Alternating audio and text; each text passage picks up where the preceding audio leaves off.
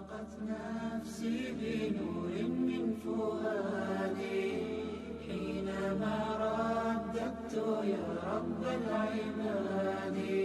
ربیع الاول کے کچھ ہم پر حقوق ہیں، کچھ تقاضے ہیں، کچھ ذمہ داریاں ہیں. سب سے بڑھ کے ربیع الاول کا مہینہ ہم سب لوگوں کے لیے پیغام لے کے آتا ہے کہ ہم آپ علیہ الصلاۃ والسلام کے طریقوں کو زندہ کریں، آپ علیہ الصلاۃ والسلام کے پیغام کو ساری دنیا کے اندر عام کریں، آپ علیہ الصلاۃ والسلام کے مشن اور کام کو ساری دنیا کے اندر اپنے طرز عمل سے پھیلائیں. اس کے سوا ربیع الاول کا کوئی پیغام نہیں.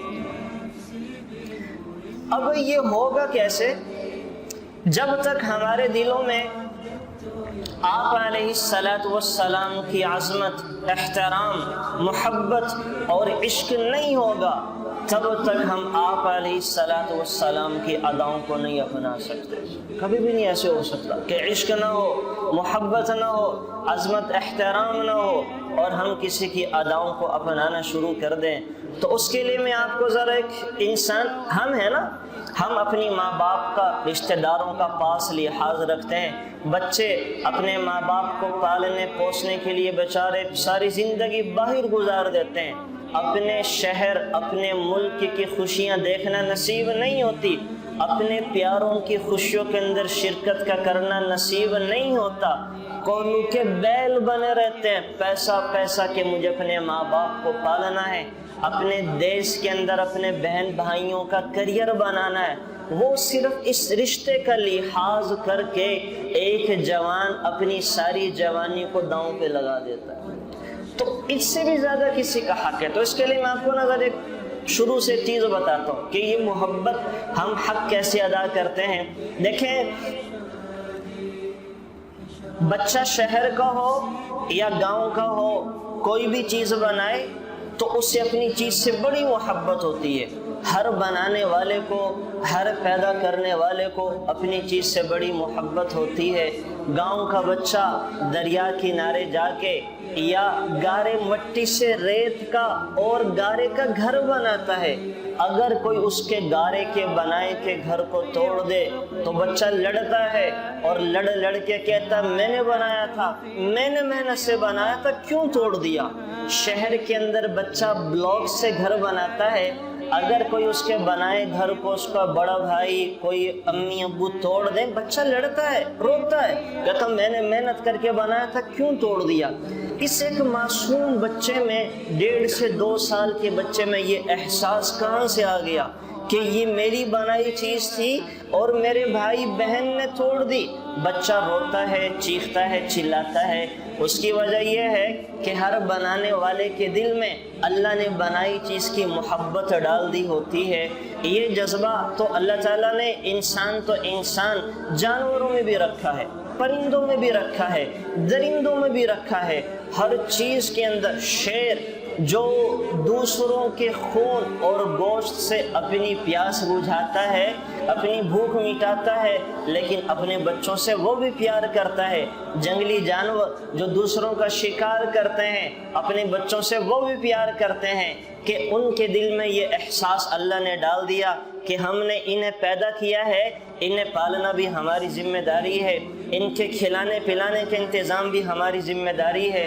یہ آپ علیہ الصلاۃ والسلام، آپ دیکھتے ہیں نا کہ ایک مرغی جو ماں بننے سے پہلے بلی سے ڈر کے بھاگ جاتی ہے، ایک مرغی جو ماں بننے سے پہلے کتے سے ڈر کے بھاگ جاتی تھی، لیکن جب اس کے انڈوں سے چوزے نکلتے ہیں وہی مرغی اتنی دلیر بن جاتی ہے کہ اگر کتا یا بلی اس کے چوزوں کی طرف آئے تو وہ دلیر اور شیر ہو کے کھڑی ہو جاتی ہے اور یہ کہہ رہی ہوتی ہے کہ اگرچہ میں تم سے اپنے چوزوں کی نہیں بچا سکتی، لیکن اپنے سامنے اپنے چوزوں کو قربان ہوتا بھی نہیں دیکھ سکتی. میں تم سے لڑ کے جہاں تک ہو سکا اپنے چوزوں کو بچاؤں گی. یہ مرغی میں اتنی دلیری کہاں سے آ گئی؟ یہ اصل میں اس کی ماں کی ممتا تھی جو جاگ اٹھی کہ اس کے دل میں یہ احساس ہے کہ یہ چوزے میرے انڈوں سے نکلے ہیں، یہ میرے ہیں، تو ہر پیدا کرنے والے کے دل میں اپنی بنائی چیز کا، پیدا کردہ چیز کی محبت اور اس کا احساس محبت ہوتا ہے۔ سرکار دو عالم صلی اللہ علیہ وسلم کے پاس ایک صحابی کچھ چڑیاں لے کے آئے، بچے تھے اور چڑیاں تھی، تو آپ علیہ السلام سے آ کے سارا قصہ عرض کیا۔ تو وہ کیا ہوا کہ ایک صحابی نے گھونسلے میں دیکھا کہ گھونسلے میں چڑیاں ہیں، بچے ہیں، چڑیا کوئی نہیں تھی، بچے چوزے اس کے جو ہیں وہ چہچہا رہے تھے، انہوں نے گھونسلے سے بچے اٹھا لیے۔ جب ماں آئی تو آ کے دیکھا کہ گھونسلہ خالی ہے، تو وہ صحابی کے پیچھے پیچھے آ کے سروں پہ ان پہ چکر لگا رہی ہے۔ اب صحابی سمجھ کوئی نہیں پا رہے ہیں، تو آ کے آخر کار وہ ماں ان کے کاندھوں پہ بیٹھ گئی۔ صحابی نے انہیں بھی پکڑ لیا اور پکڑ کے آپ علیہ السلام کے سامنے یہ سارا واقعہ سنایا۔ تو حضور فرمانے لگے اصل میں یہ ماں ہے جس کی ممتا اس وقت کھینچ کے تمہارے کندھے پہ لے کے آئی ہے، تم نے جو اس کے بچوں کو اٹھایا تھا، یہ اپنے بچوں کو چھوڑانے کے لیے تمہارے پیچھے آئی، تمہارے سر پہ چکر لگاتی رہی، تم نے چھوڑا کوئی نہیں، تو یہ تمہارے کندھے پہ آ کر بیٹھ گئی، گویا کہ یہ کہہ رہی تھی کہ میں اگر بچوں کے ساتھ نہیں رہ سکتی تو بچوں کے بغیر بھی نہیں رہ سکتی، میں بچوں کے ساتھ قید خانے میں رہ لوں گی، اس وجہ سے وہ تمہارے کندھے پہ آ کے بیٹھ کے اپنے آپ کو گرفتار کروا لیا۔ یہ چڑیا کے دل میں محبت کہاں سے آئی؟ صرف اس کے تو اللہ تعالیٰ نے یہ احساس اس کے دل کے اندر پیدا کر دیا کہ یہ تمہارا بچہ ہے، تو اس ماں کی ممتا نے اس چڑیا کے دل کے اندر بھی یہ محبت کو جگا دیا اور اپنے آپ کو اپنے بچوں کے لیے قربان کرنے کو تیار کروا دیا۔ تو میں عرض یہ کرنا چاہ رہا ہوں کہ ہر بنانے والے کے دل میں بنائی ہوئی چیز کی محبت ہوتی ہے، ہر پیدا کرنے والے کے دل میں اپنی پیدا کردہ چیز کی محبت ہوتی ہے۔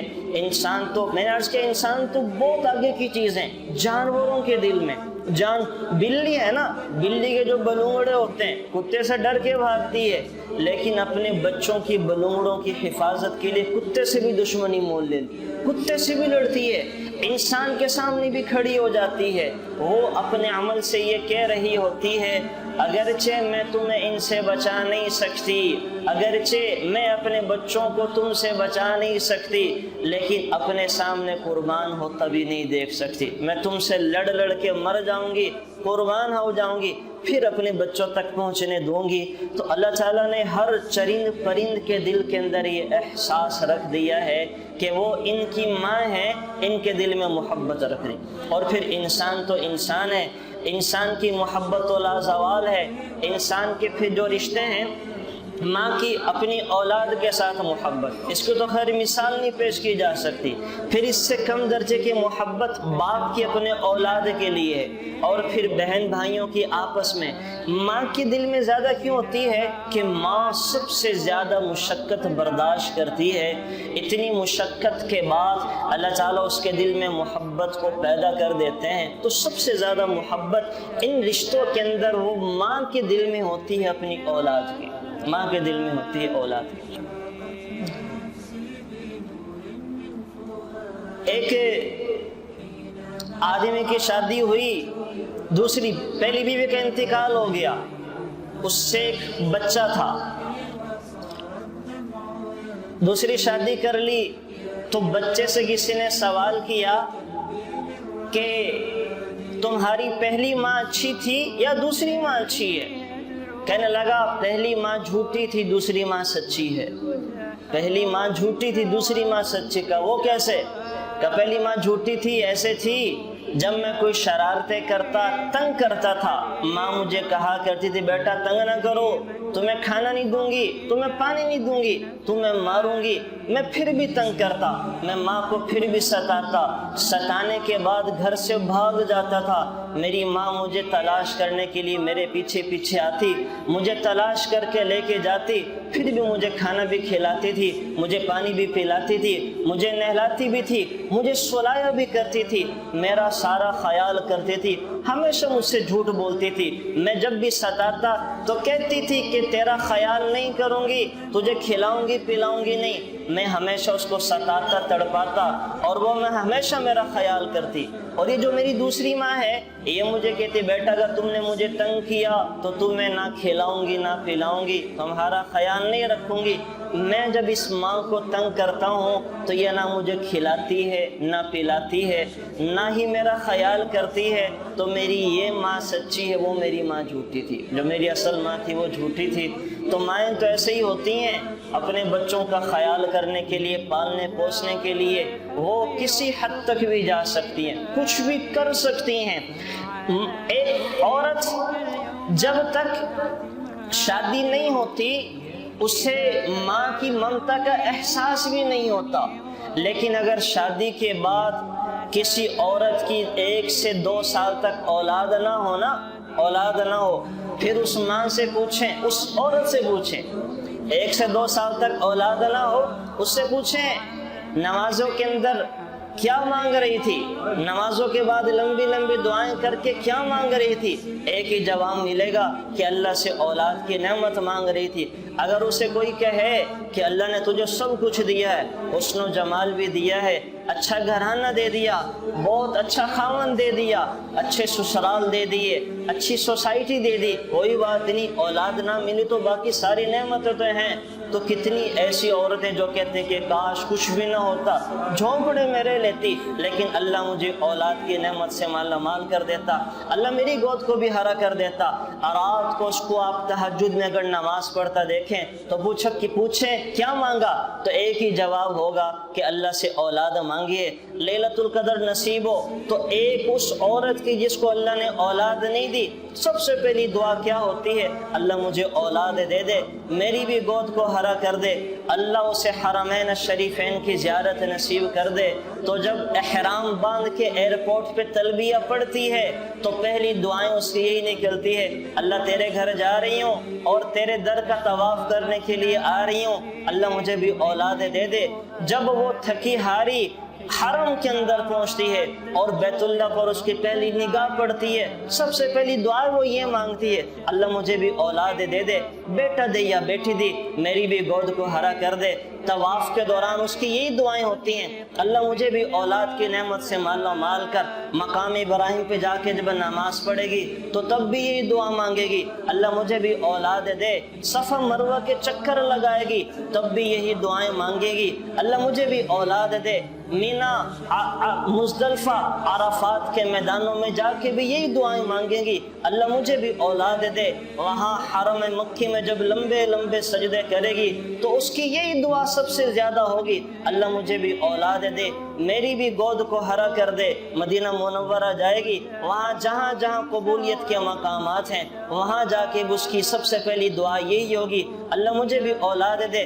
یہ کہاں سے احساس پیدا ہو گیا؟ حالانکہ اس کو پتا ہے 9 مہینے میں نے پیٹ میں اس کو پالنا ہے، دکھ تکلیف بھی برداشت کرنی ہے، اپنے آپ کو تکلیف بھی پہنچانی ہے، لیکن اس کو یہ بھی پتا ہے کہ ماں بننے کا جو مزہ اور لطف ہے، ماں کی ممتا کا جو احساس ہے، وہ سوائے ماں کے کسی اور کو نہیں ہو سکتا۔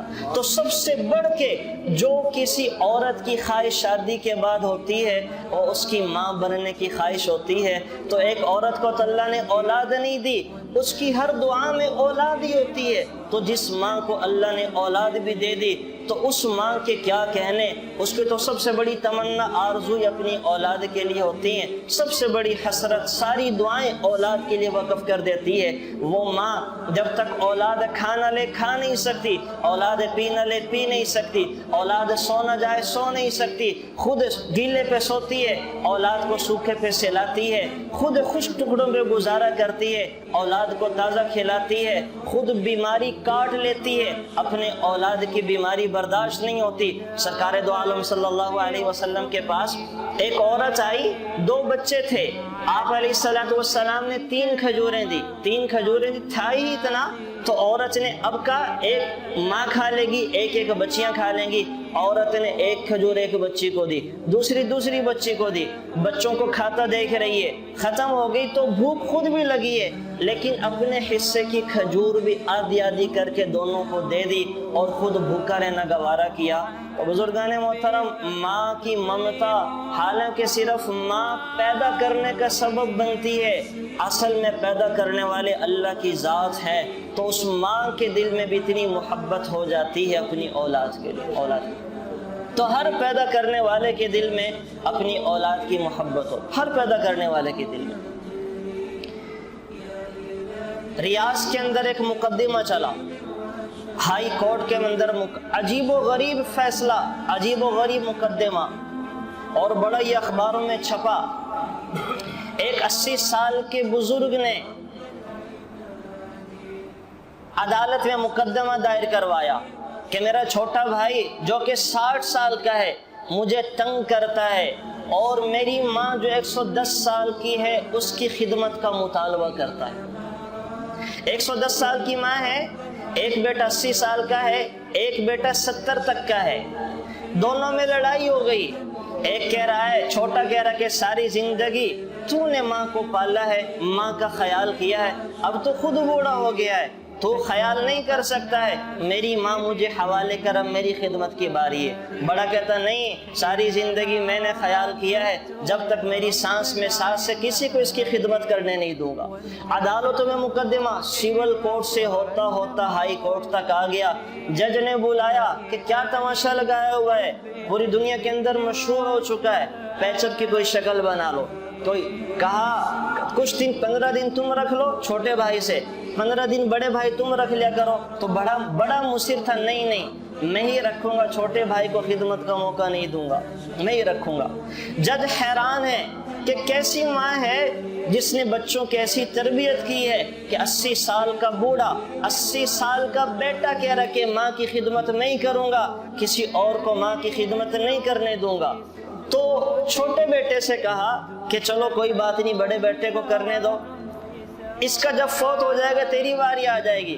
تو چھوٹا کہنے لگا نہیں، کوئی پتہ نہیں کہ میں اپنی ماں کی خدمت کیے بغیر ہی فوت ہو جاؤں، میں یہ موقع ہاتھ سے ضائع نہیں دینا چاہتا، میں تو جہاں تک پڑھ سکا ہو سکا جاؤں گا اور اپنی ماں کو اپنے گھر لے کے آؤں گا۔ کوئی شکل نہیں بن رہی پیچپ کی، کوئی شکل نہیں۔ تو جج کہنے لگا ماں سے سوال کرتے ہیں، ماں کیا کہتی ہے؟ تو ماں کو بلایا، کہنے لگا کیسی ماں ہے، کیا اپنے بچوں کی تربیت کی ہے؟ میرے پاس تو دولت جائیداد پہ لڑنے کے لیے کیس آتے ہیں، سارے کیس آج تک پیسوں کے لڑنے کے آئے ہیں کہ لوگ ماں باپ کے خلاف مقدمہ درج کروا کے ان کی جائیداد ہتھیاتے ہیں، ان کے خلاف مقدمے کرواتے ہیں۔ تو کیسی ماں ہے جو اپنے بچوں کی تربیت کی ہے کہ یہ تیری کفالت ذمہ داری پہ لڑ رہے ہیں، اب تو ہی بتا کس کے پاس جانا چاہتی ہے؟ ماں کہنے لگی جج صاحب میرے لیے تو میرے دونوں بیٹے برابر ہیں، میں کسی میں فرق نہیں کر سکتی، میرے لیے دونوں برابر ہیں، میں کسی میں فرق نہیں کر سکتی۔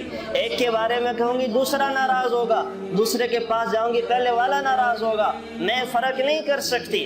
فیصلہ اللہ کے بعد آپ فیصلہ کرنے والے، زمین پہ آپ مختار ہیں، آپ جو فیصلہ کریں گے مجھے آپ کا فیصلہ منظور ہوگا۔ تو جج نے کیا فیصلہ کیا؟ جج نے فیصلہ کیا کہ بڑا بیٹا جس نے 40 سال ماں کی خدمت کی، اپنی ماں کی خدمت کا حق ادا کر دیا، اب چھوٹے بیٹے کی باری ہے، چھوٹے بیٹے کی باری ہے کہ یہ بھی اپنی ماں کی خدمت کر کے جنت کما لے۔ فیصلہ سنانا تھا، بڑا بیٹا چیخے مار مار کے، دھاڑے مار مار کے رونے لگا۔ پوچھا کیوں رو رہے ہو؟ کہنے لگا آج میری جنت میرے ہاتھ سے نکل گئی، آج میری جنت میرے ہاتھ سے نکل گئی، میں اپنی جنت کا بغیر دنیا کیسے گزاروں گا؟ تو بزرگان محترم، کچھ ایسے بھی لوگ ہوتے ہیں، کچھ ایسے بھی سعادت مند اولاد ہوتی ہیں، کچھ ایسے بھی خوش نصیب ماں باپ ہوتے ہیں جو اپنی ماں کے لیے، اپنے والد کے لیے اس حد تک جا سکتے ہیں۔ تو بہرحال یہ کیا ماں کے لیے اتنی محبت اولاد کے دل میں کیسی آ گئی؟ صرف ماں پیدا کرنے کا سبب بنی ہے، اصل پیدا کرنے والے اللہ کی ذات ہیں۔ تو اللہ اپنے بندوں سے کتنی محبت کرتے ہیں، اللہ بندوں سے کتنی محبت کرتے ہیں۔ تو ماں کی محبت کو تو خیر کیا، میں یہیں جا رہا تھا، میں نے ایکسیڈنٹ دیکھا، اللہ تعالیٰ ہماری ہر ایک کی اس قسم کے حادثات کے ہونے اور دیکھنے سے بھی حفاظت فرمائے۔ وہ موٹر سائیکل سے گرا، بچہ تھا ماں کی گود میں، تو جیسے وہ موٹر سائیکل کو ٹکر لگی ہے تو ماں نے بچے کو گود میں لے کے خود نیچے اپنے آپ کو گرا دیا کہ میرے بچے کو کچھ نہ ہو۔ اس کیفیت میں بھی اس کے دل و دماغ میں یہ خیال چل رہا ہے کہ میرا بچہ بچ جائے، محفوظ رہ جائے، میری جان جاتی ہے تو چلی جائے، میری جان جاتی ہے تو چلی جائے۔ یہ ماں کے دل میں محبت کہاں سے آ گئی کہ صرف ماں نے اولاد کو جنم دیا ہے، اصل میں پیدا کرنے والے تو اللہ کی ذات سے، اس پیدا کرنے سے اس کے دل میں اتنی محبت پیدا ہو گئی۔ تو ماں کی محبت کے تو خیر کتنے بے شمار واقعات ہیں، بے شمار قصے ہیں، اور پھر کوئی ماں کی محبت کا حق بھی ادا نہیں کر سکتا۔ ایک صحابی آگے کہنے لگے یا رسول اللہ صلی اللہ علیہ وسلم، اگر میری ماں بوڑھی ہو جائے اور میں اپنی ماں کو اپنے کندھوں پہ بٹھا کے حج کرواؤں تو کیا میں نے اپنی ماں کا حق ادا کر دیا؟ آپ علیہ السلام نے فرمایا اگر تو ایسا کر بھی لے تو تو اپنی ماں کی ایک رات کی تکلیف کا بھی حق ادا نہیں کر سکتا، حق ادا ہو ہی نہیں سکتا۔ اور باپ کی محبت، باپ بیچارہ جب تک باپ نہیں بنتا ہے، ایک لڑکا ہوتا ہے آوارہ بھی ہوتا ہے، کسی کا خیال بھی نہیں کرتا، دن رات بھی باہر گزرتے ہیں، کوئی پتہ کوئی احساس نہیں ہے، نہ ماں باپ کا خیال، نہ بہن بھائیوں کا خیال، نہ بیوی کا خیال۔ جب اللہ اس کو باپ بناتا ہے اور اس کے دل میں باپ کی ممتا جاگتی ہے، باپ کی شفقت جاگتی ہے، وہی نکما نکارا لڑکا دن رات کی محنت کرتا ہے کہ مجھے اپنے بچے کو پالنا ہے، اپنے بچے کو پروان چڑھانا ہے، تھوڑی محنت کرتا ہے، زیادہ پہ آ جاتا ہے، کام نہیں کرتا ہے، کام کرنا شروع کر دیتا ہے، دعائیں نہیں مانگتا ہے، دعائیں مانگنا شروع کر دیتا ہے۔ یہ اس کو ذمہ دار کس نے بنا دیا کہ اللہ نے جب سے اس کو اولاد کی نعمت دی تب سے اس کے دل میں یہ خیال پیدا ہو گیا کہ ہاں یہ تمہارا بچہ ہے، یہ تمہاری بچی ہے، اسے تم نے پالنا، تم نے اس کا خیال کرنا۔ یہ تو صرف پیدا کرنے کا سبب بنا ہے، اور جیسی اولاد پیدا ہوئی اللہ تعالیٰ نے اس کے دل کے اندر محبت کو پیدا فرما دیا۔ ایک صحابی آئے آپ علیہ السلام کے پاس، آ کر اپنے والد کی شکایت کی۔ کیا کہنے لگے وہ بچے؟ یا رسول اللہ صلی اللہ علیہ وسلم، میرا والد میرے پیسوں کو کھا جاتا ہے، جو میں کماتا ہوں میرا والد کھا جاتا ہے۔ آپ علیہ السلام نے صحابہ کو بھیجا، جاؤ اس کے والد کو گھر سے بلا کے لاؤ۔ صحابہ گئے، جا کے دستک دی، کہ کون؟ کہ آپ علیہ السلام نے بھیجا ہے اور آپ کو اپنے حضور طلب کیا ہے۔ اور وہ پریشان ہوئے کہ مجھے حضور نے کیوں بلایا؟ تو صحابہ نے کہا کہ تمہارے بیٹے نے تمہاری شکایت لگائی ہے کہ میرا ابا میرا مال کھا جاتا ہے، اب حضور نے تمہیں بلایا ہے۔ اب یہ بوڑھا باپ بوجھل قدموں کے ساتھ گھر سے نکلا ہے اور آپ علیہ السلام کے دربار میں پیش ہونے کے لیے جا رہا ہے، تو دل میں اب یہ خیالات چل رہے ہیں۔ وہ خیالات کو اس صحابی نے اشعار کا پہناوا پہنا دیا، اشعار میں کہنے لگے۔ اب وہ ایسے اشعار تھے، باپ کے دل میں وہ ایسی کیفیات چلی ہیں کہ جبرائیل علیہ السلام دوڑے دوڑے تشریف لائے اور آ کے آپ علیہ السلام سے کہنے لگے وہ باپ آ رہے ہیں، باقی ساری باتیں بعد میں سننا، پہلے وہ کیفیات سننا جو باپ کے دل میں چل رہی ہیں۔ ظاہر ہے اگر کسی بڑے کے سامنے، جس کے سامنے ہماری اتنی عقیدت احترام کا محور مرکزی وہ ہو، ہماری محبتوں کا مرکزی وہ، اور کوئی اس کا سامنے ہماری شکایت لگا دے تو کیا گزرے گی؟ وہی اس باپ پہ چل رہی تھی۔ اب جب وہ پہنچے ہیں تو وہ باپ کی کیفیات کیا تھی وہ میں آپ کو سناتا ہوں، جو کیفیات چل رہی تھی۔ وہ اشعار ہیں عربی کے، غزوتک مولودا وعلتک یافع، ان کا مفہوم میں آپ کو بتاتا ہوں وہ کہنا کیا چاہ رہے تھے جو ایک باپ کہہ سکتا ہے۔ وہ والد کہنے لگے، صحابی بزرگ والد کہنے لگے کہ میرے بچے تو پیدا نہیں ہوا تھا، تیرے پیدا ہونے سے پہلے اللہ سے دعائیں کیا کرتے تھے اللہ ہمیں بھی اولاد دے۔ جب اللہ نے تجھے ہمارے گھر کے اندر بھیج دیا تو میں نے تیرا عقیقہ بھی کیا، تیرے لیے خوشیاں بھی بنائی، تو سوتا تھا تو ہم بھی سو جاتے تھے، تیری نیند ختم ہو جاتی ہم بھی چین سے نہیں سو سکتے تھے، تو ہنستا تھا ہمارے گھر کے آنگن میں خوشیاں مہک جایا کرتی تھی، تو روتا تھا تو ہم بھی تڑپ جایا کرتے تھے، تو بیمار ہوتا تو ہم تو مرنے کے قریب ہو جایا کرتے تھے، تو جب کچھ بڑا ہوا تو میں تجھے اپنی گود میں جھولے جھلایا کرتا تھا، اپنے کندھے پہ بٹھا بٹھا کے پھرا کرتا تھا، میری پیٹھ تیری سواری بنا کرتی تھی اور میری باہیں تیرا جھولا بنا کرتی تھی، تو جو تمنا کرتا میں تیری ہر خواہش کو پورا کرنے کی کوشش کرتا، میں تجھے کھلانے پلانے کے لیے دن رات کوہلو کے بیل کی طرح محنت کر کے تیرا پیٹ پالنے کی کوشش کرتا تھا۔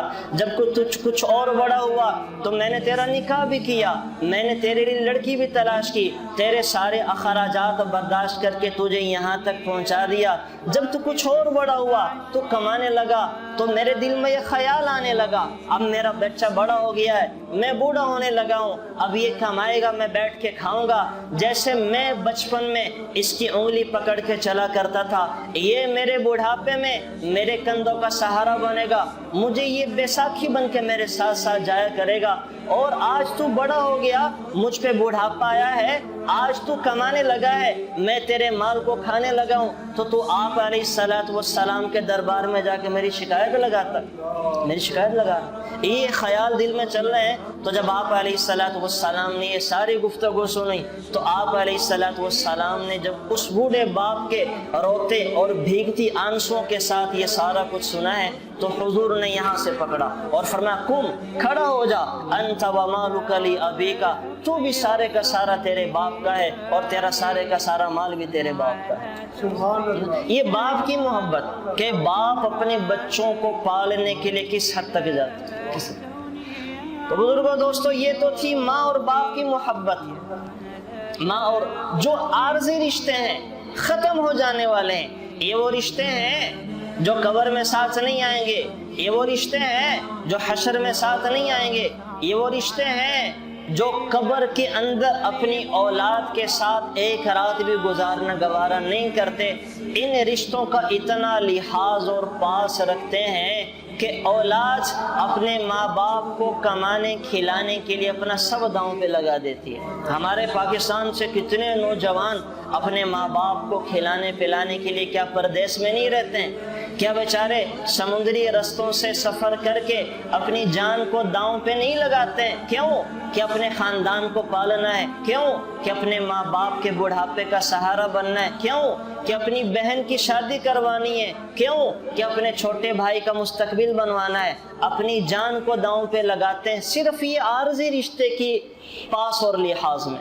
میرے دوستوں بزرگوں، جب ہم ان رشتوں کے لیے اتنی قربانیاں دیتے ہیں، اتنا سب کچھ داؤں پہ لگاتے ہیں، ایک رشتہ ہمارا سرکار دو عالم صلی اللہ علیہ وسلم کے ساتھ بھی ہے، جنہوں نے اپنی امت کے لیے سب سے زیادہ قربانیاں دی، لیکن ہم ہر رشتے کا پاس کرتے ہیں، ہر رشتے کا لحاظ کرتے ہیں، نہیں کرتے تو سرکار دو عالم صلی اللہ علیہ وسلم کے جو رشتہ ہے ایک نبی کا امت والوں کے ساتھ، اس کا لحاظ اور پاس نہیں کرتے۔ ربیع الاول آیا ہے، 12 ربیع الاول کو خوش ہو جائیں گے، کھا پی لیں گے، تھوڑے سے تذکرے کر لیں گے، بس بات ختم۔ بات یہاں ختم نہیں ہوتی ہے کہ اپنے ماں باپ کو صرف ایک دن یاد کرتے ہیں، حالانکہ عارضی رشتہ ہے، کہ اپنے ماں باپ کو صرف جب ایک دن ان کے خوشی منا کے بھول جاتے ہیں، نہیں، ساری زندگی ان کے لیے ہم محنت کرتے ہیں۔ اللہ کا شکر ہے ہمارے معاشرے میں اب بھی ماں باپ کا پاس ادب احترام ہے، ماں باپ کا لحاظ ہے، نہیں بھولتے۔ ایک رشتہ ایسا ہے جو آج جس رشتے کے طفیل، آج جس رشتے کی بدولت، جس نبی کے صدقے میں اور آپ انسانی شکل کے اندر بیٹھے ہو، میں اور آپ انسانی۔ پہلے لوگوں نے، پہلے نبی کی امت والوں نے ایک ایک گناہ کیا، کسی نے ناپ تول میں کمی کی، ایک ایک گناہ کیا، کسی نے ہیلے بہانے کیے، کسی نے حرام کو حلال کرنا شروع کر دیا، اللہ نے کسی کو بندر بنا دیا، کسی کو خنزیر بنا دیا، کسی کو ہواؤں میں اڑا دیا، کسی کو زمین میں دھسا دیا، حالانکہ ہم سارے گناہ کرتے ہیں، ناپ تول میں ہم کمی کرتے ہیں، جھوٹ ہم بولتے ہیں، ہیلے بہانے ہم کرتے ہیں، ڈنڈیاں ہم مارتے ہیں، آپ علیہ الصلوۃ والسلام کی سنتوں کے جنازے ہم نکالتے ہیں، اللہ سے بغاوتیں ہم کرتے ہیں، اللہ کے ساتھ روز اعلان جنگ ہم کرتے ہیں، پھر بھی انسانی شکل کے اندر باقی کیوں؟ آپ علیہ الصلوۃ والسلام کی دعائیں ہیں، آپ علیہ الصلوۃ والسلام کی دعائیں۔ کیا ہم پر حق نہیں بنتا کہ جس نبی نے ہمارے لیے اتنی قربانیاں دی، اس نبی کے لیے ہم بھی کچھ کریں۔ حضرت عائشہ نے رضی اللہ تعالی عنہ نے آپ علیہ الصلوۃ والسلام سے کہا یا رسول اللہ صلی اللہ علیہ وسلم میرے لیے دعا کریں۔ یہ بات چل رہی ہے کہ آپ علیہ الصلوۃ والسلام امت والوں سے کتنی محبت کرتے ہیں، کتنی محبت کرتے ہیں۔ حضرت عائشہ نے دعا کی درخواست کی، آپ علیہ الصلوۃ والسلام نے ہاتھ اٹھائے، اللہم اغفر لعائشہ ما تقدم من ذنبها وما تأخر، اے اللہ عائشہ کے اگلے پچھلے سارے گناہوں کو معاف فرما دے۔ حضرت عائشہ اتنی خوش ہوئیں کہ خوشی کی وجہ سے سر آپ علیہ الصلوۃ والسلام کی گود میں آ گیا۔ آپ علیہ الصلوۃ والسلام نے پوچھا عائشہ اتنی خوشی کا اظہار کس بات پہ؟ کہنے لگی آپ نے میرے لیے دعا جو ایسے کی ہے، دعا جو ایسے کی، کیوں نہ خوش ہوں؟ آپ علیہ السلام نے فرمایا عائشہ یہ دعا میں اپنی امت والوں کے لیے روزانہ 5 مرتبہ کرتا ہوں، یہ دعا اپنی امت والوں کے لیے 5 مرتبہ کرتا ہوں، 5 مرتبہ کرتا ہوں۔ آپ مجھے بچائیں، اگر کوئی کسی کے ساتھ مثلا ماں اور باپ کو کوئی آدمی موقع دے، 50 سال سے بچھڑے ہوئے، 3 منٹ کی ملاقات کا موقع مل، اس کے بعد پھر ہمیشہ کی جدائی ہے، تو ماں اور باپ کسی اور کا ذکر کریں گے اپنے سوا؟ رونے دھونے میں وقت گزار، کسی تیسرے کا ذکر کوئی کرے گا؟ اللہ نہ کرے کسی کو یہ کیفیت یا موقع ہے، لیکن ذرا تصور میں لائیں، کوئی کسی تیسرے کو یاد کرے گا؟ نہیں کرے گا۔ آپ علیہ الصلوۃ والسلام جب معراج پہ تشریف لے کے گئے تو اللہ تعالیٰ پوچھ رہے میرے حبیب کیا لے کے آئے؟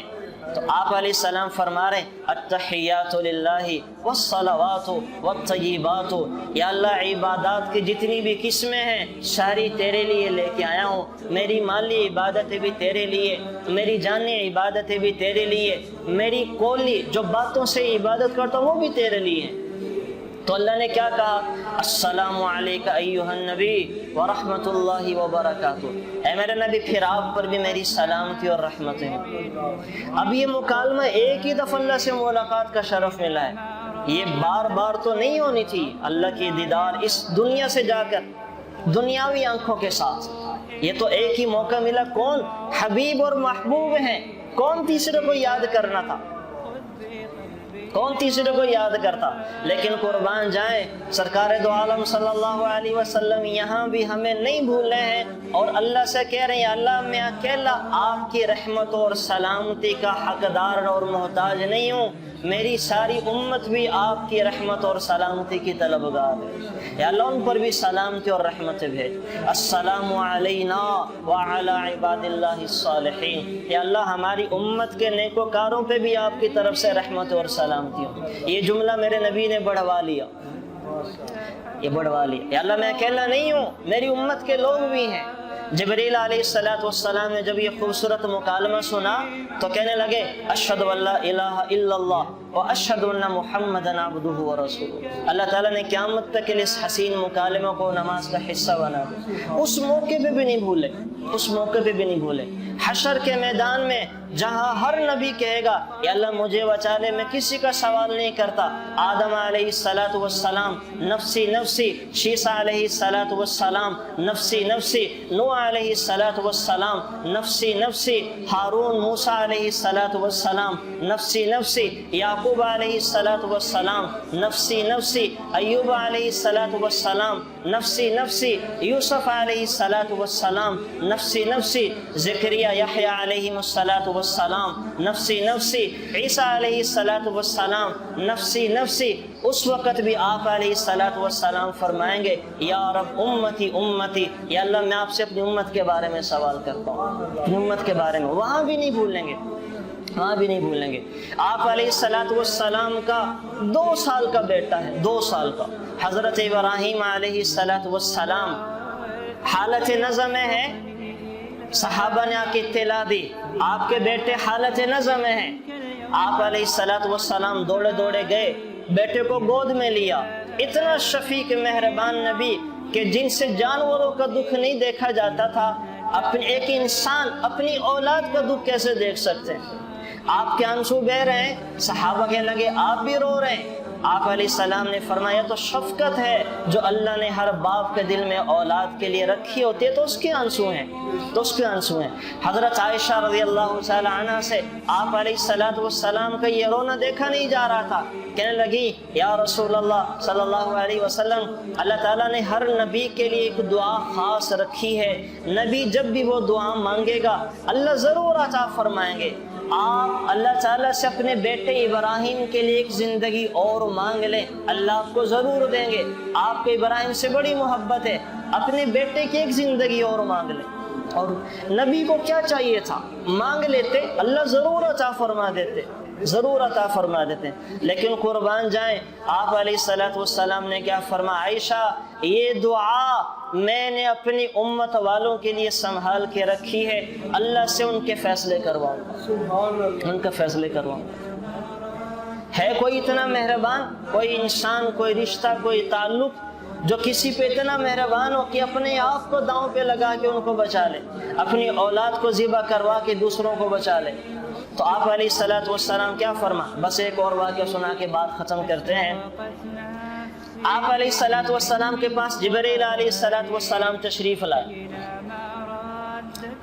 لائے تو 3 دن حضور کیسے گزرے ہیں؟ مسجد میں تشریف لاتے ہیں، دوبارہ حجرہ مبارک میں چلے جاتے ہیں، نہ مجلس میں بیٹھ رہے ہیں، نہ صحابہ سے بات چیت کر رہے ہیں، آنسویں کے تھمنے کا نام نہیں لے رہے ہیں، رو رو کے آپ علیہ الصلوۃ والسلام کی آنکھوں مبارک سے پتہ چل رہا ہے کہ سوائے رونے کے کام دوسرا نہیں ہے۔ بھوک بھی ختم، بات چیت بھی ختم، صحابہ کو اپنا دیدار کروانا بھی ختم۔ تیسرا دن ہے، ابوبکر صدیق نے جا کے آواز دی، یا رسول اللہ صلی اللہ علیہ وسلم، آپ کی زیارت کا شرف حاصل کرنا چاہتا ہوں۔ اجازت کوئی نہیں ملی۔ عمر رضی اللہ تعالیٰ عنہ گئے، اجازت کوئی نہیں ملی۔ سلمان فارسی گئے، اجازت کوئی نہیں ملی۔ تو حضرت علی کو جا کے کہا گیا، حضرت علی کہنے لگے جب ابو بکر و عمر کو اجازت نہیں ملی ہے تو مجھے کیسے ملے گی؟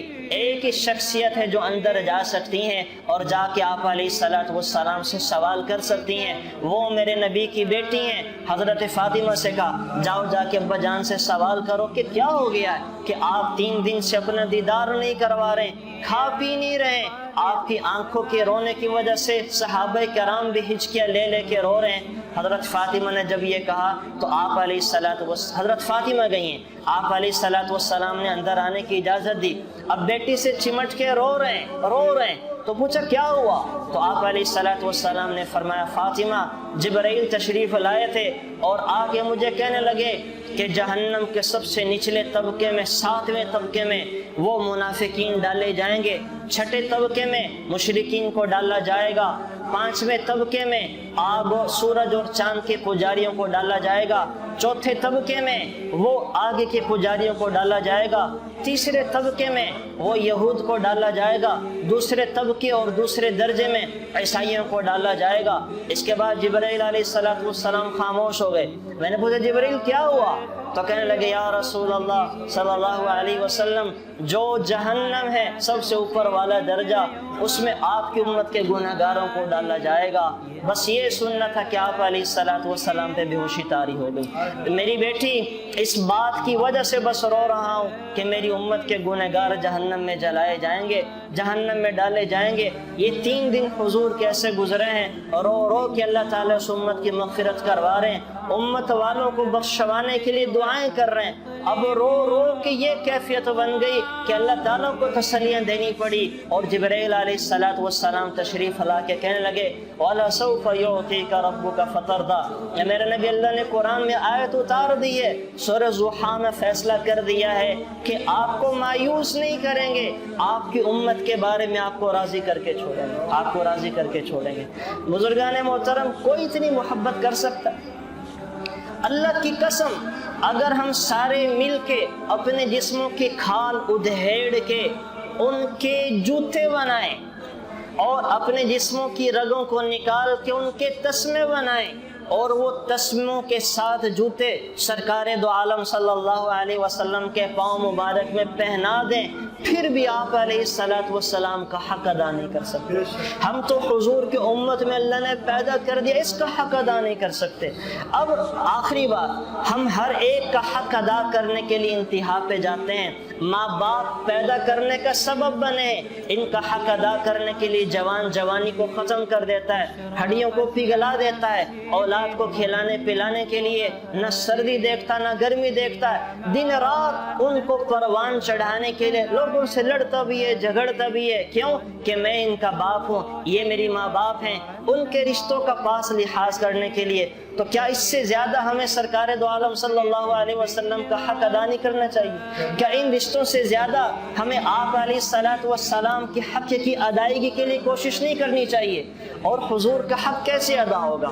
حضور کا حق بزرگان محترم صرف ایک ہی طریقے سے ادا ہو سکتا ہے۔ آپ علیہ الصلوۃ والسلام نے فرمایا من اتبع سنتی فقد احبنی، جو میری سنتوں کی اتباع کرے گا، جو میری سنتوں کو اپنائے گا، جو میری طرح کھانا کھانے کے آداب سیکھے گا، جو میری طرح پہننا سیکھے گا، جو میری طرح اپنی صورت بنانا سیکھے گا، جو میری طرح کا لباس اپنائے گا، جو میری طرح کا اٹھنا بیٹھنا سیکھے گا، جو میری طرح کے اخلاق سیکھے گا، جو میری طرح کی معاشرت سیکھے گا، جو میری طرح کے معاملات سیکھے گا، جو میری طرز پہ عبادت کرنا سیکھے گا، جو میری ہر سنت کو اپنائے گا، فمن احبنی، وہ میرا محبوب ہے، وہ مجھ سے محبت کرنے والا ہے، ومن احبنی کان معی فی الجنہ، اور جو مجھ سے محبت کرنے والا ہے وہ جنت میں میرے ساتھ ہوگا۔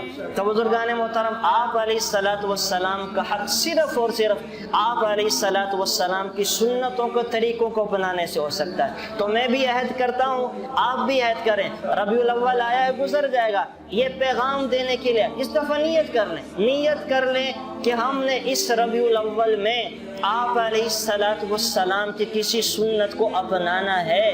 اگر میرا لباس حضور کے مطابق نہیں تھا، میں نیت کر لوں آئندہ سے اپنا لباس حضور کے مطابق اپناؤں گا۔ میری شکل اگر حضور کے مطابق نہیں ہے، نیت کر لوں اپنی شکل کو آپ علیہ الصلوۃ والسلام کی شکل و صورت کے مطابق اپنانے کی کوشش کروں گا، تو تب تو ہم جا کے حضور کا حق ادا کر سکتے ہیں، ورنہ خالی باتوں سے، خالی محبت کے دعووں اور نعروں سے آپ علیہ الصلوۃ والسلام کا حق ادا نہیں ہو سکتا۔